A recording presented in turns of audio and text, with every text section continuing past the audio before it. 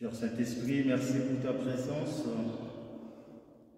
Merci pour ce temps de prière que tu nous donnes. Un temps qui nous prépare à t'accueillir dans nos cœurs. Merci pour le don que tu nous donnes. Merci pour tes fruits. Viens toucher nos cœurs afin que nous puissions comprendre cette parole que notre Seigneur Jésus nous donne en ces jours, afin de grandir spirituellement et toujours croire en Dieu notre Père, en Jésus notre Seigneur et en toi, l'Esprit sanctificateur. Viens, Esprit de sainteté, viens, Esprit de lumière, viens, Esprit de Dieu, viens nous embraser. Bien-aimés dans le Seigneur, chers paroissiens, nous nous sommes donnés comme rendez-vous de méditer sur le 7 dons de l'Esprit Saint. Aujourd'hui, nous aimerions tout simplement conclure avec le dernier don, celui de la crainte du Seigneur. Hier, le Père Jean-Pierre nous a rappelé encore ce que c'est le don de piété, la piété filiale. Et dans cette piété filiale, il nous a rappelé que nous sommes appelés à faire confiance au Seigneur. Une confiance filiale, c'est-à-dire une confiance qui est à la fois simple, spontanée et surtout concrète envers Dieu notre Père. Et aujourd'hui, nous voulons contempler la grandeur de Dieu et surtout notre attachement en ce Dieu qui nous donne vie. C'est lui qui nous aime beaucoup. La crainte de Dieu ou la crainte du Seigneur et l'abandon tout simplement entre les mains du Père. Nous nous abandonnons tout amour en celui qui nous a créés, c'est lui qui nous aime beaucoup. Le pape François reprend le même mot que je viens de prononcer en disant tout simplement « Abandon dans le bras du Père qui nous aime tellement ». Quand on rencontre la personne qui nous aime beaucoup, on est prêt à se donner totalement pour cette personne.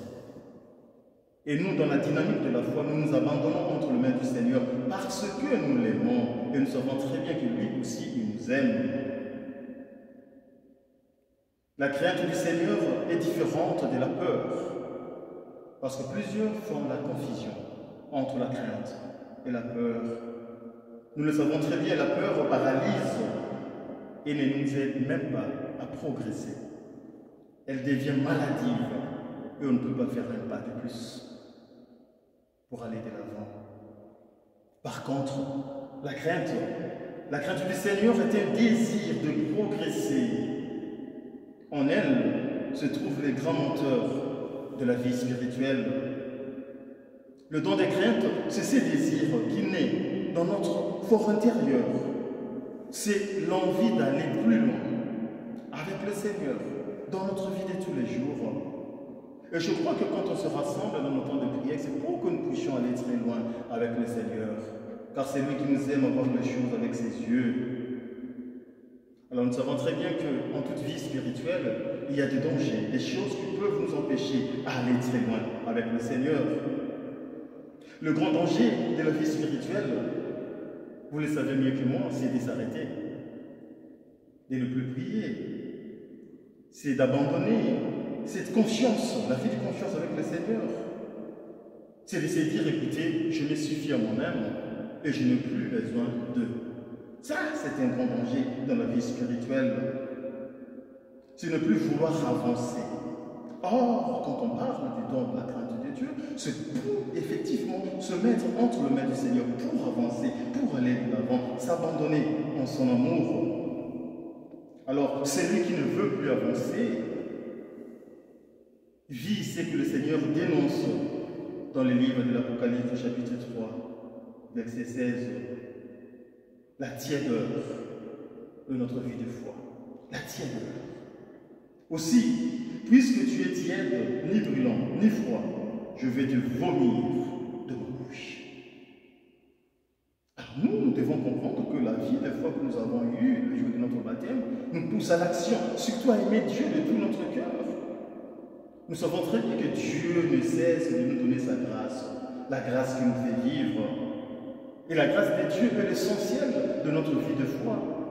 La grâce de Dieu, c'est son amour pour ses créatures, créatures que nous sommes. Dieu nous aime d'un amour incommensurable. Il aimerait que nous puissions progresser, aller de l'avant avec lui, que nous puissions nous confier en lui, car il est le maître du temps et de l'histoire. Oui, chers frères et sœurs, la grâce est toujours première. Mais cette grâce qui est première devient inefficace si en moi, il n'y a plus de désir d'aller de l'avant et de demeurer en présence de Dieu. Et pourtant, Dieu est tout-puissant. Sa grâce est efficace. Mais nous la rendons inefficace chaque fois que nous perdons ces désirs de demeurer en présence de Dieu. Chaque fois quand nous perdons la vigilance dans notre vie de foi. Quand nous perdons cette exigence du commandement du Seigneur, quand nous ne faisons plus la volonté du Seigneur, et surtout quand nous n'avons plus le désir d'aller de l'avant, d'avancer avec le Seigneur. Alors Sainte Thérèse d'Avila disait tout simplement que la sainte crainte de Dieu, c'est ce désir de détermination dans notre fort intérieur pour progresser, pour aller de l'avant. Avec la crainte du Seigneur, il s'agit de vouloir avec une détermination bien déterminée. Oui, c'est un jeu de mots, mais un jeu de mots qui traduit le message central de la sainte crainte de Dieu. Autrement dit, je dirais, la sainte crainte de Dieu, c'est de passer à côté. Passer vraiment à côté de tout ce qui ne nous aide pas à aller de l'avant. Et c'est présenter devant le Seigneur, c'est dire, Seigneur, en toi, je mets toute ma confiance, je m'abandonne en toi. Et rien ne pourrait m'empêcher pour que je fasse ta volonté et que cette volonté se réalise en moi. Je m'abandonne en toi. Tout ce qui est à gauche ou à droite, tu ne m'aides pas à aller de l'avant, Seigneur. J'abandonne tout cela et je te fais confiance. Je sais qu'avec toi, je vais réussir.